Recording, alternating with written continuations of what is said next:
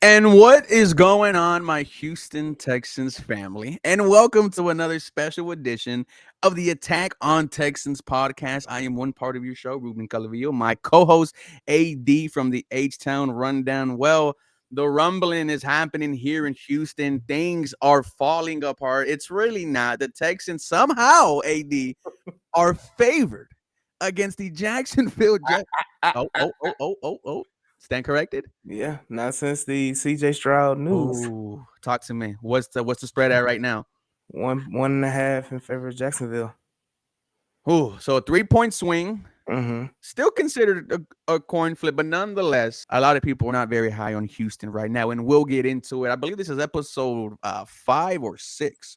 So No, this is either Joe Webb or hold on. Let me get it right. I yeah, let's think get it right. we are 7.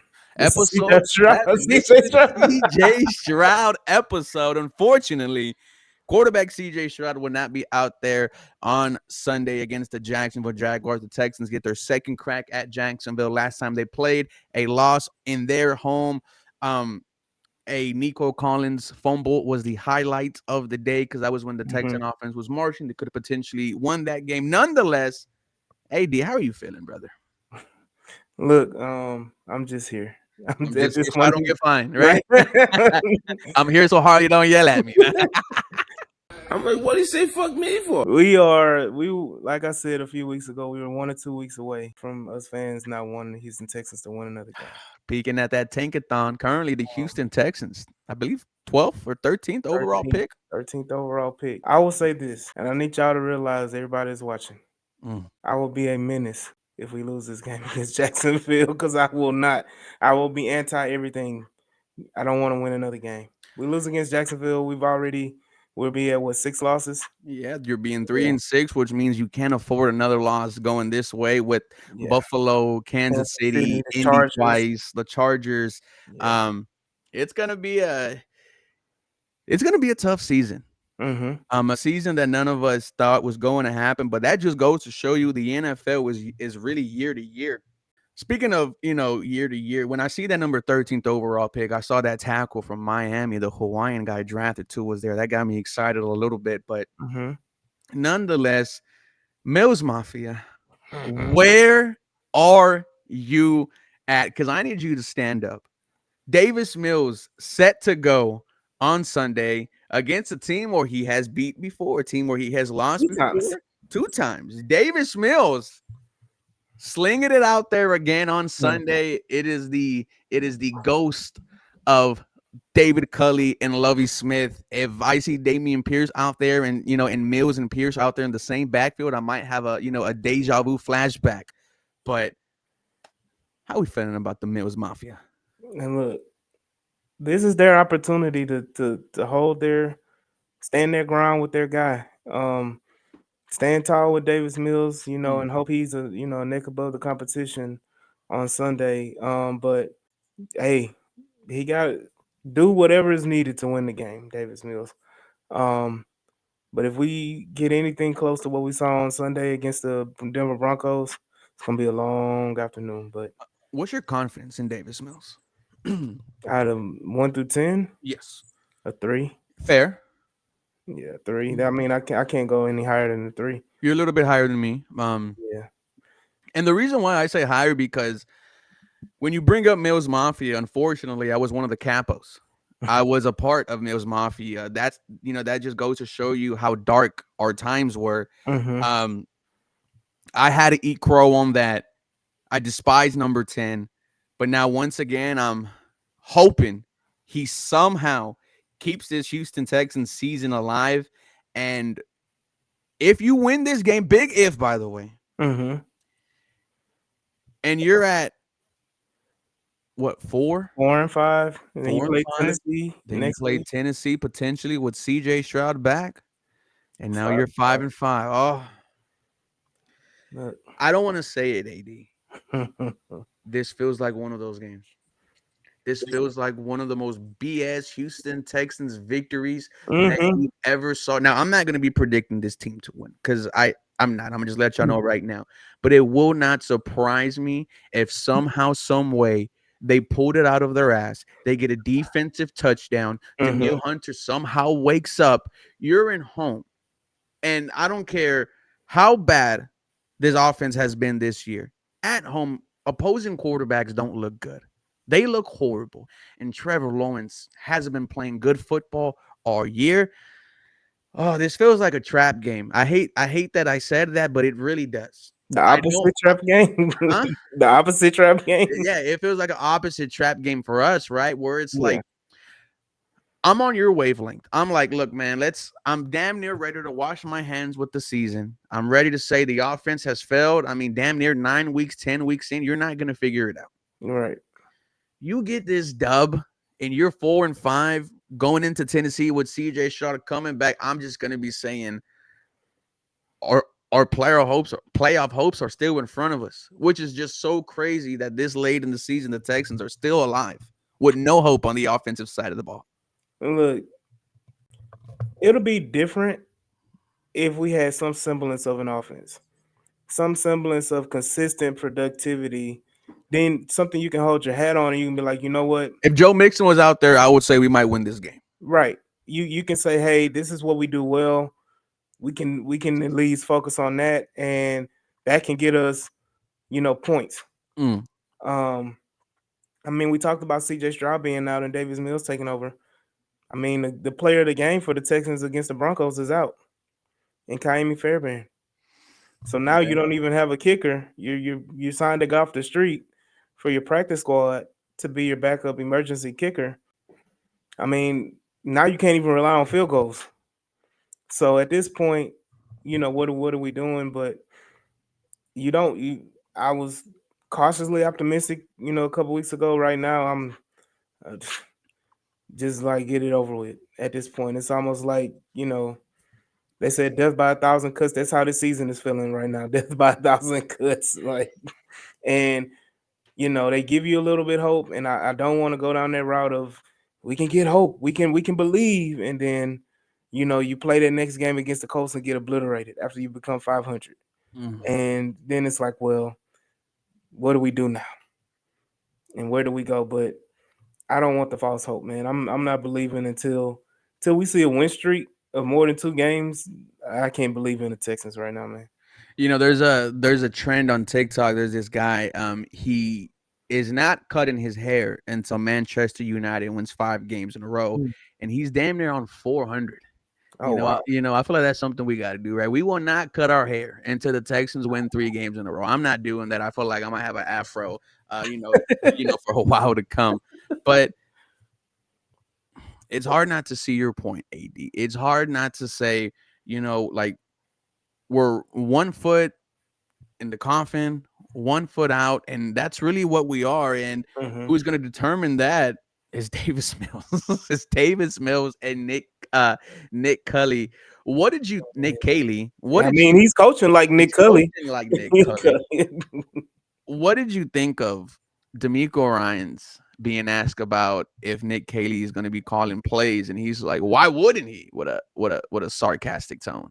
I mean, he's pissed off because he knows nobody, like, you got to be an idiot to think that this offense is productive or whatever. Like, it's not. And you can say, oh, it's not Nick Caley, it's the execution, it's the players, it's all that. At the end of the day, it all comes down to Nick Caley. Nick Caley is the offensive coordinator. So if things don't look right or players not executing correctly, that's on Nick Caley. That's on the coaching staff that he's assembled around him, or he's been forced to be assembled around. He chose this job. So again, Nick Caley is at a point where he may not coach again in the NFL. If this offense continues to look as dumpster fire as it is,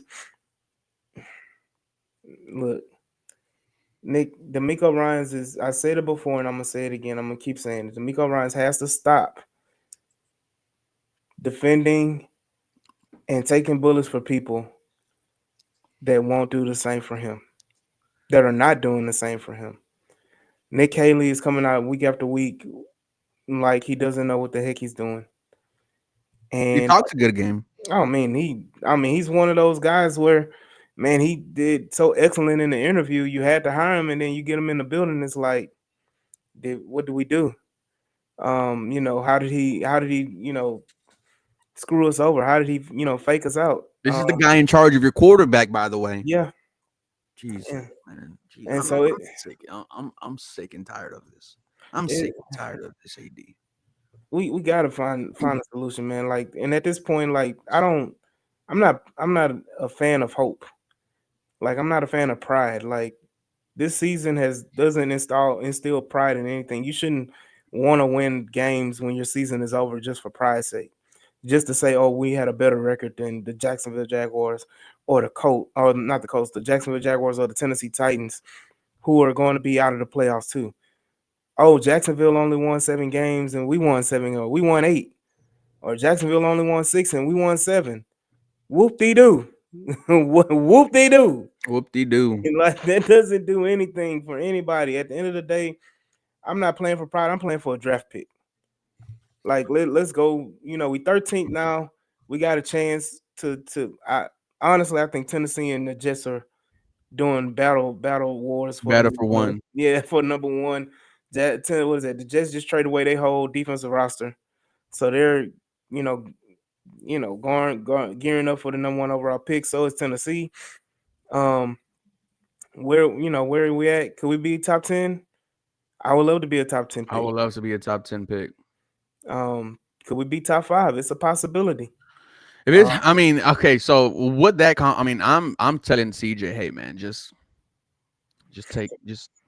at that point, if he comes back against Tennessee, and then he's gonna light it up against Tennessee. Yeah, it's gonna be 5 tutties, 3 something, and if we play Indy the next week. If he goes in, he takes a big hit. CJ, I need you to say you got a torn something in your shoulder. You out for the season. I need you out for the season. At that point, just we're not gonna. AD people don't like hearing that. That's fine, but that's the reality of the situation is that you win against Tennessee, you end up 5-6, and then I think you play the Chiefs the next week. Like, what is winning? What is losing? Winning against the Titans and losing the next 2, and you're 5-7. At that point in time, your season is over with. You're not making the playoffs. You're not winning 5 straight. So just call it wraps and then go on and do what you need to do to preserve your draft pick. Not only, and people think about, oh, that's just your draft pick in the first round. No, that's your draft pick in the second, the third, the fourth. You get the top 10 pick in all those rounds. Give me those players, because that's what you're going to need. You don't have the salary cap to go out and be a major players in free agency. We won't. No.